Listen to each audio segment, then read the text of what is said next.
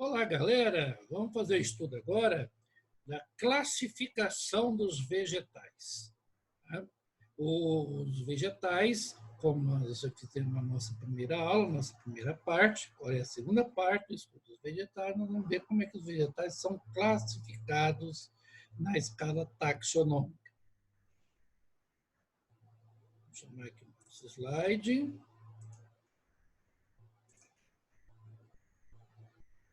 Então, vamos lá, turma. Os vegetais,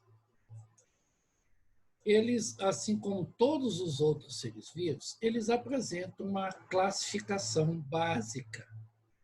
Qual é essa classificação que nós temos para os seres vivos desse grupo?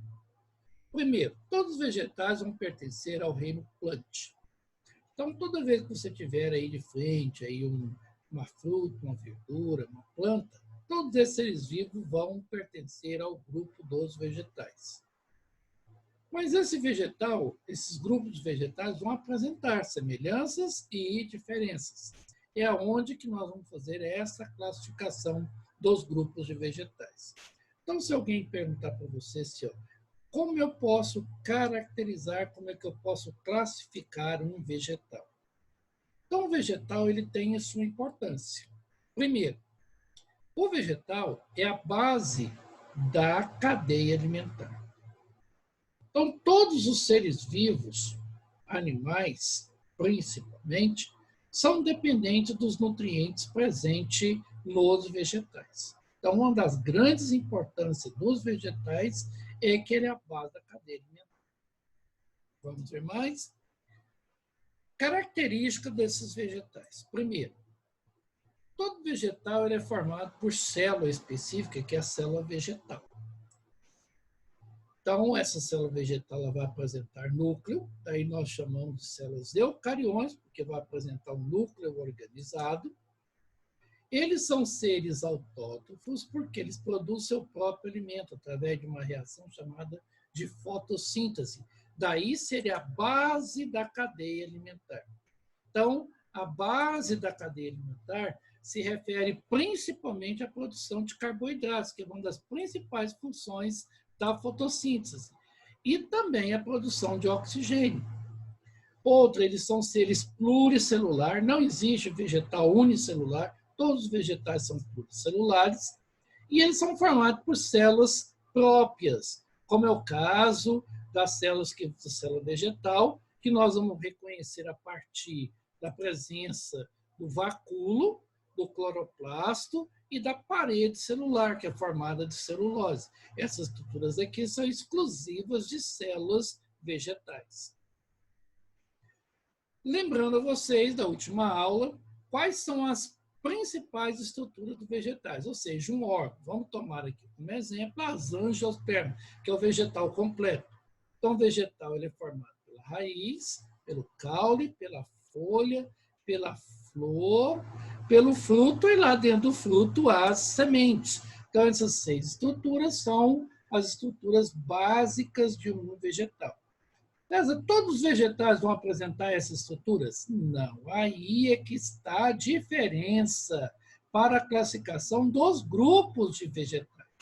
Então, os vegetais eles são classificados a partir de 3 bases. Primeiro, a presença ou ausência de vasos condutores de seiva. O vegetal não tem sangue, ele tem o seu líquido que é transportado pelos seus vasos condutores, que são chamados de seivas. Então, aqueles líquidos nutritivos que nós temos dentro dos vegetais são chamados de seivas. Então, a presença ou ausência desses vasos condutores vai caracterizar um vegetal em um grupo. Outra, a presença ou ausência de flores e sementes. Isso aqui também é uma outra característica que vai ser usada na classificação dos vegetais.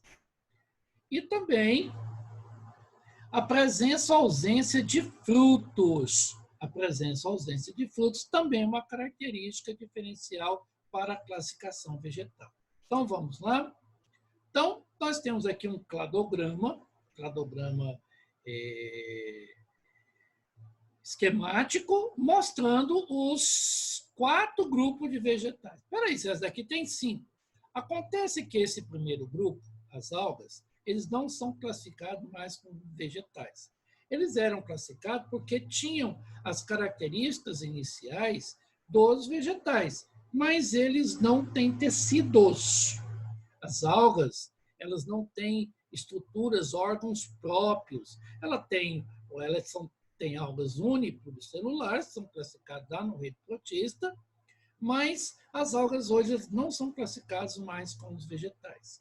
Então, os 4 grupos de vegetais são as briófitas, as pteridófitas, as gimnospermas e as angiospermas. E César, esses nomes são complicados demais, são nomes assim que não fazem parte do nosso dia a dia. Sim, mas vai ser cobrado de vocês aí futuramente. Nos exames que vocês farão, será cobrado esses nomes de vocês. Então, vamos lá, usando aquelas 3 bases de classificações. Presença ou ausência de vasos condutores, presença ou ausência de flores e sementes, e a presença ou ausência de fruta. Então, vamos lá. Todos os vegetais apresentam tecidos, assim como nós, animais. Então, eles podem ser também chamados de reino metáfita. E metáfitas são aqueles seres vivos que apresentam tecidos, mas no caso, fita significa relacionado à fotossíntese. Então, tecidos vegetais. Outra, a primeira classificação, primeira observação. Presença ou ausência de vasos condutores de seiva. Os seres vivos, os vegetais que apresentam vasos condutores de seiva, são chamados de vegetais vasculares ou plantas vasculares, porque apresentam vasos condutores de seivas. E avasculares são aqueles que não têm. O único grupo de plantas, o único grupo de vegetal que é vascular são as briófitas. E os vasculares, pteridófitas, gimnospermas e angiospermas. Outra característica de diferenciação são as presença ou ausência de flores e semente. Então, as plantas que apresentam sementes, elas são chamadas de espermatófitas, e flores, fanerógamas. Há uma controvérsia nessa classificação. Nós usamos mais o termo espermatófitos. O termo esperma significa semente. Então, plantas que possuem semente. E também, o outro critério aqui que nós vamos usar para a classificação dos vegetais é a presença do fruto. Então, as gimnospermas são vegetais que não apresentam frutos, mas apresentam flores e semente. O fruto é característico das angiospermas. Então, vamos usar aqui a nossa analogia no significado das palavras ou desse grupo de classificação. A palavra gimnos significa, vem do latim, nu, ausente, né? Então, vai ter as suas sementes, elas estão desprotegidas, elas não vão ter um fruto para proteger. Então, se for perguntado assim para vocês, quais são as estruturas presentes nas gimnospermas? Raiz, caule, folha, flor e semente, ela não tem fruto. Já as angiospermas contêm as 6 estruturas. As pteridófitas não têm flores, sementes e frutos. E as briófitas é o mesmo caso de pteridófita. Lembrando que briófita e pteridófita há uma diferença na presença ou ausência de vasos condutores de seivas. Vamos falar do primeiro grupo, as briófitas. É um vegetal de pequeno porte, o famoso musgo, aquele famoso lodinho. É um pequeno vegetal, certo? Em torno aí de 1 a 2 milímetros, raramente chega a 1 centímetro, né? Alguns autores chegam até 1,5 centímetros, depende do local onde eles sobrevivem. Então, esses vegetais, eles são de pequeníssimo porte. Mas por que eles não crescem tanto? Porque eles não têm presença de vasos condutores de seiva. Então, o transporte da seiva é feito de célula por célula, a partir de um processo metabólico, já conhecido por vocês, chamado de osmose. Eles não possuem nem flores e nem semente. O exemplo desse grupo, né, o grupo das briófitas são os musgos. Já das pteridófitas, é toda vez que você olhar uma samambaia lá no jardim lá da sua avó, sua mãe, normalmente eles gostam muito de cultivar essas plantinhas. No caso das avencas, das samambaias, eles são um grupo especial. Tá? São vegetais que não apresentam nem flor nem semente, mas eles já apresentam vasos condutores. Então, eles vão ter raiz, caule, folha, mas não tem flor e nem semente, muito menos fruto. Eles são vegetais terrestres e habitam locais de grande umidade. Então, são altamente dependentes da água. Outro grupo de vegetais são as gimnospermas. O termo gimno significa nu, esperma, semente. Então, são vegetais que apresentam suas sementes desprotegidas do fruto. São plantas vasculares, apresentam sementes, mas não possuem frutos.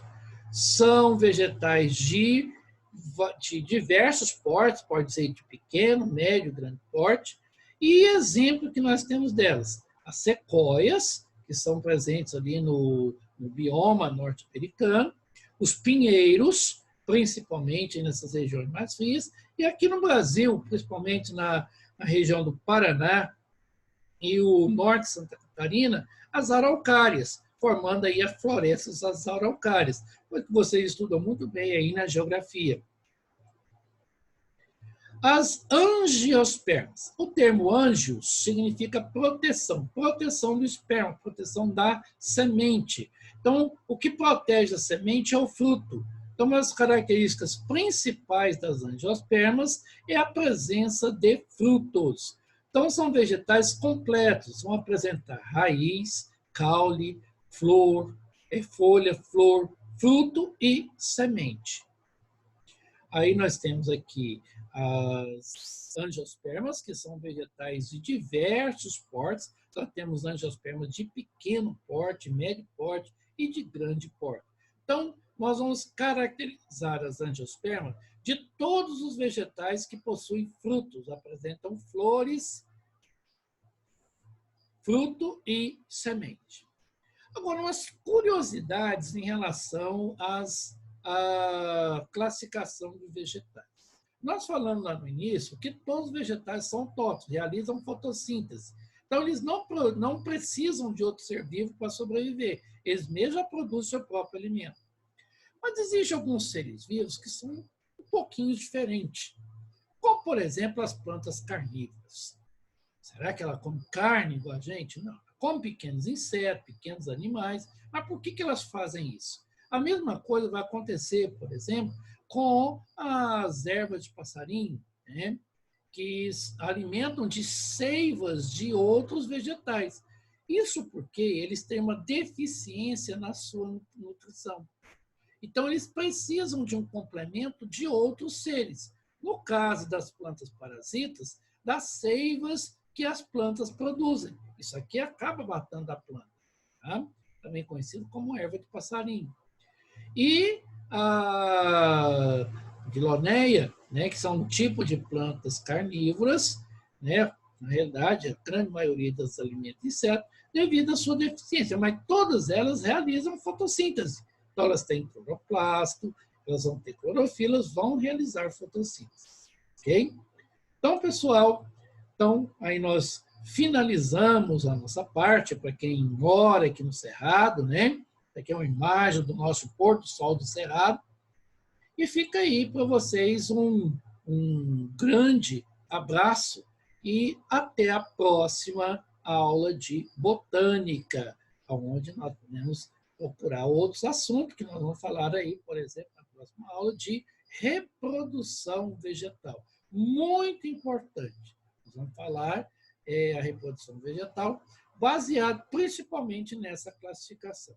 Essa classificação de vegetais, nós sempre voltaremos a ela quando nós estivermos falando sobre vegetais. Ok? Então, para vocês, um bom dia para vocês.